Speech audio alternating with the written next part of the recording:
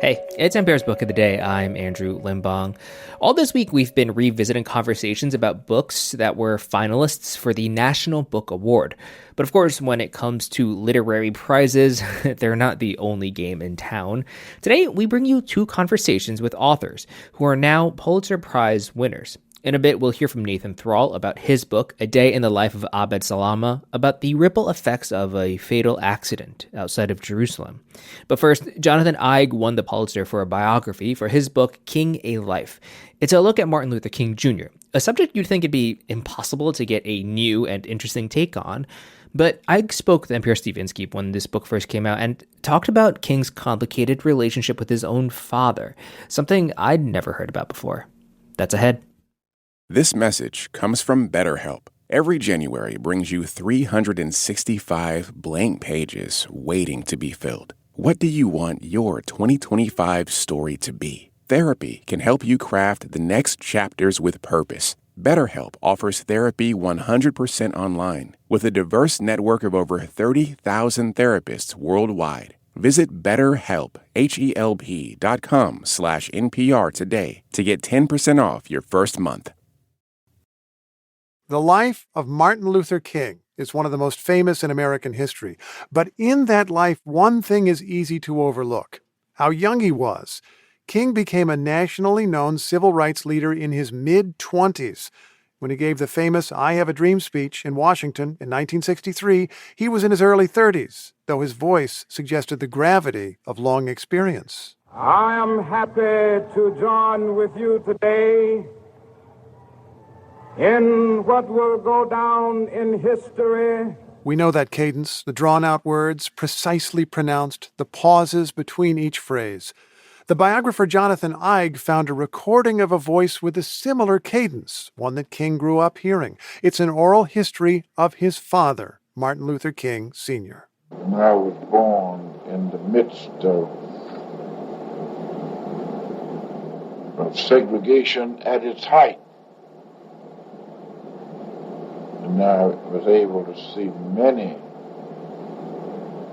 injustices leveled upon my people. Jonathan Eig spends a lot of time on Martin Luther King Jr.'s youth in his biography, King, A Life.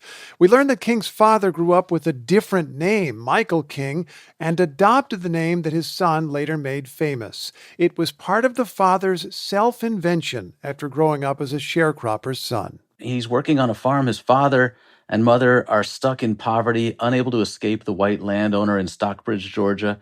And Martin Luther King Sr. at age 12 walks barefoot out of Stockbridge toward Atlanta to make himself a new life and begins teaching himself to read and write, setting the groundwork to become a preacher, to become an activist, and to raise one of the greatest activists in American history.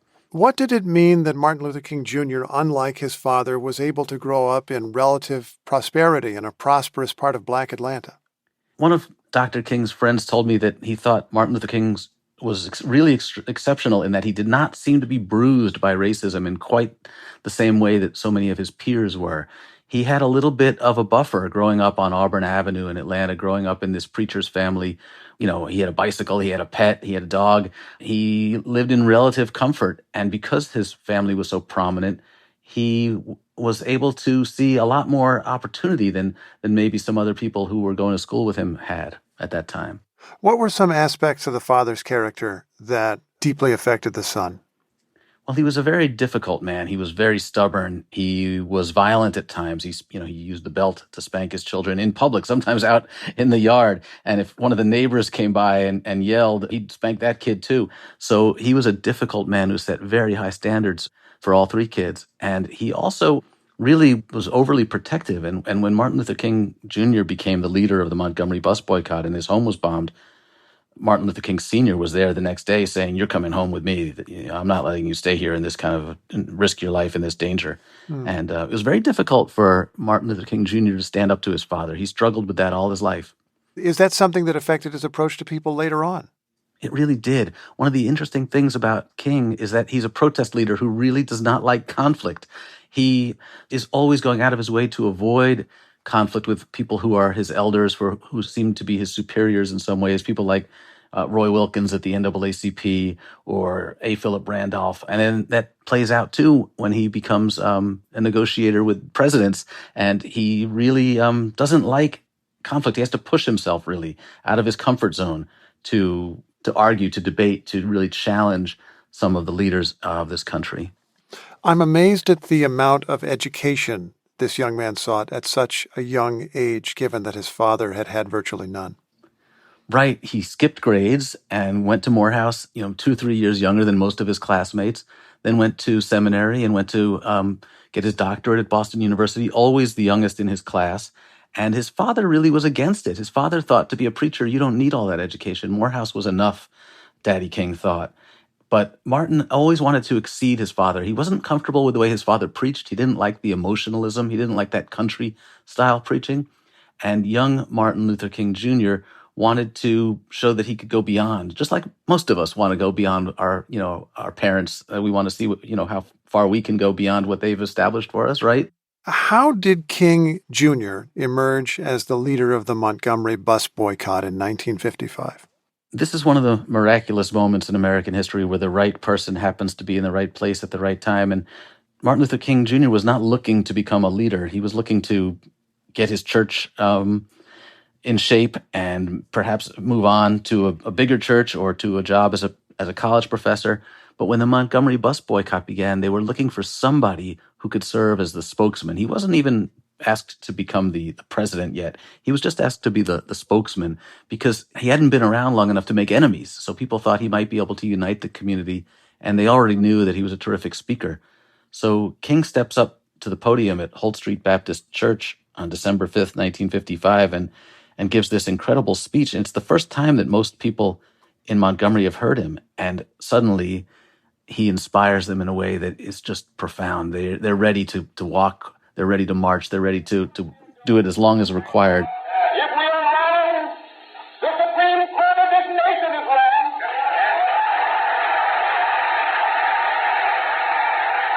if we align the Constitution of the United States is land.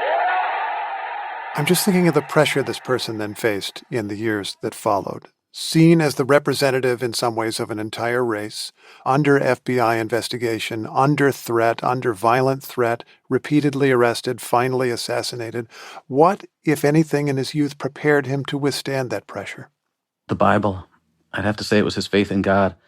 And he said it over and over again that God called on him to do this, that called on all of us to live up to the words of the teachings in the Bible, that we're here to serve God. We're here to try to make the world a better place, and it's not about ourselves.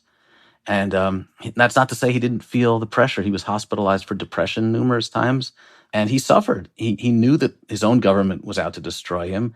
They were tapping his phones. They were listening to his conversations in hotel rooms. He still did the work, and he still doubled down. He never backed off of his convictions. He stuck to what he believed in and was willing to risk everything for it. Jonathan Eig is the author of the new biography, King, A Life. Thanks so much. Thank you. This message comes from Mint Mobile. From the gas pump to the grocery store, inflation is everywhere. So Mint Mobile is offering premium wireless starting at just $15 a month. To get your new phone plan for just $15, go to mintmobile.com/switch. This message comes from Bombas. Socks, underwear, and T-shirts are the top 3 requested clothing items by people experiencing homelessness. Bombas makes all 3 and donates 1 item for every item purchased. Go to bombas.com/NPR and use code NPR for 20% off. Nathan Thrall's A Day in the Life of Abed Salama won the Pulitzer for general nonfiction. It's about a Palestinian father looking for his son in the wake of a deadly bus accident.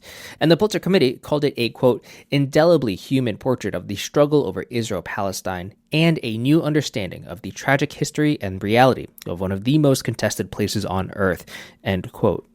When the book first came out, he spoke with NPR's Leila Fadel about how when we talk about this region, we usually speak in abstractions, something Thrall expressly wanted to avoid.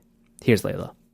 In Nathan Thrall's new book, A Day in the Life of Abed Salama, The Anatomy of a Jerusalem Tragedy, Thrall tells the story of a bus accident in which 6 Palestinian kindergartners and a teacher burned to death.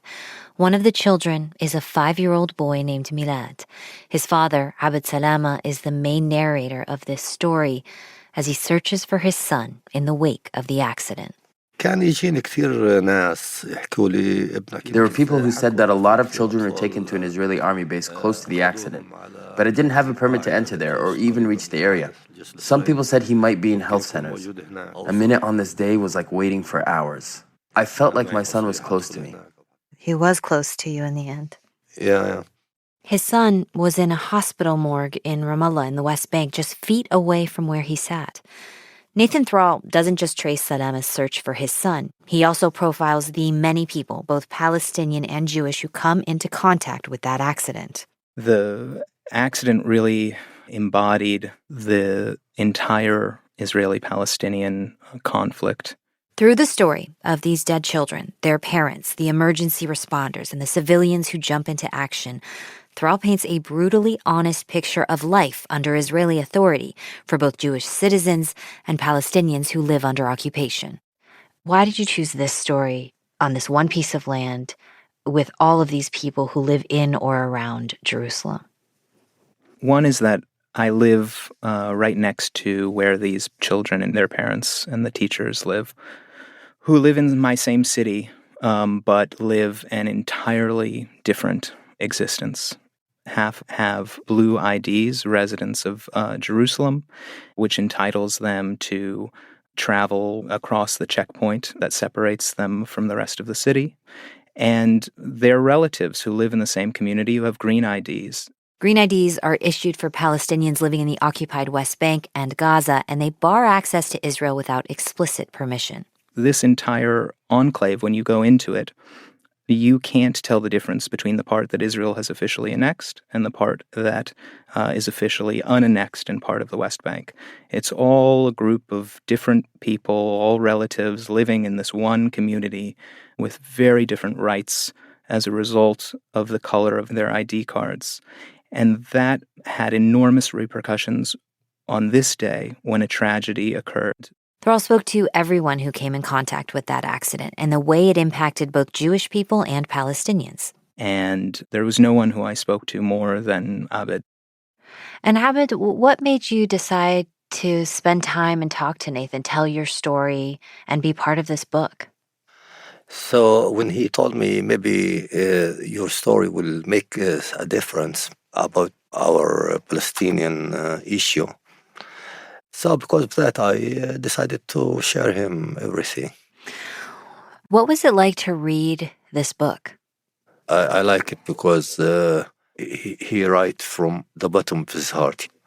And when I read the article, I read it in English. I'm not strong in English, but I understand every word because he's telling the truth. The accident happened over a decade ago. But Thrall says it is as relevant today as it was then. The kids were only on this field trip in bad weather because there was no playground accessible to all of them near where they lived. The most important factor in determining whether these people had public schools, playgrounds, paved roads, sidewalks, are determined by the fact that they're Palestinian. And these kids had to take this circuitous route, snaking through Jerusalem and the West Bank to reach a play area. And the very route that it takes was determined with one overriding logic: how to keep as many Palestinians as possible out of the heart of Jerusalem while relinquishing as little land as possible by the Israeli state. The accident was near Israeli fire stations and visible from a military checkpoint. Some of the bystanders said the soldiers appeared frightened, and it was more than 30 minutes before the first Israeli fire truck came. It was 25 minutes before a single ambulance came, and he was helpless to do anything. And the point of this is not Israelis made a decision to let these children die. The point is that this entire infrastructure is set up to neglect hundreds of thousands of people who live on the other side of this wall. What do you want people to take from this book? The main thing I want is for people to feel viscerally what it is to live in this place, for both Jews and Palestinians. I feel that we have spent too much time speaking in abstractions. 2 states, 1 state, confederation. And I want us to move away from abstractions and to focus on the reality of these people's lives. Now, we spoke before the Hamas attack on Israel on October 7th and before Israel's response in Gaza. So I called Thrall back, and he told me the reception for his book had changed. I've had events canceled in 5 cities, one of them by the UK police, who were targeting anything with Palestinian in the title. I wasn't alone. Other events were also canceled in the UK.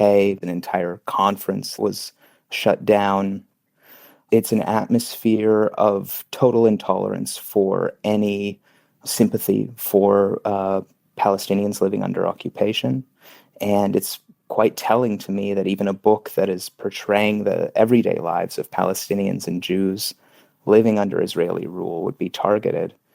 And, if a book like that is being targeted, we're in an atmosphere where virtually nothing can be said, and this is precisely the kind of conversations we need to be having in order to address the deep roots of this recurrent bloodshed. That was Nathan Thrall and Abed Salama. Thrall's new book is called A Day in the Life of Abed Salama, The Anatomy of a Jerusalem Tragedy. And that's it for this week on NPR's Book of the Day. If you want more, you can sign up for our newsletter at npr.org/newsletter/books. I'm Andrew Limbong. The podcast is produced by Danica Panetta and Chloe Weiner and edited by Megan Sullivan. Our founding editor is Petra Mayer. Beth Donovan is our managing editor. Thanks for listening.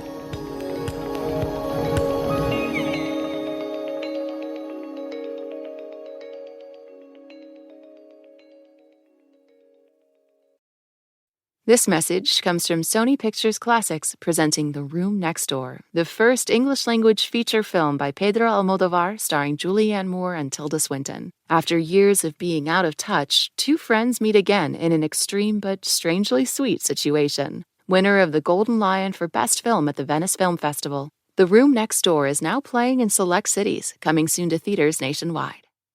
This message comes from NPR sponsor Rosetta Stone, an expert in language learning for 30 years. Right now, NPR listeners can get Rosetta Stone's lifetime membership to 25 different languages for 50% off. Learn more at rosettastone.com/NPR. This message comes from Capella University. With Capella's FlexPath learning format, you can set your own deadlines and learn on your schedule. A different future is closer than you think with Capella University. Learn more at capella.edu.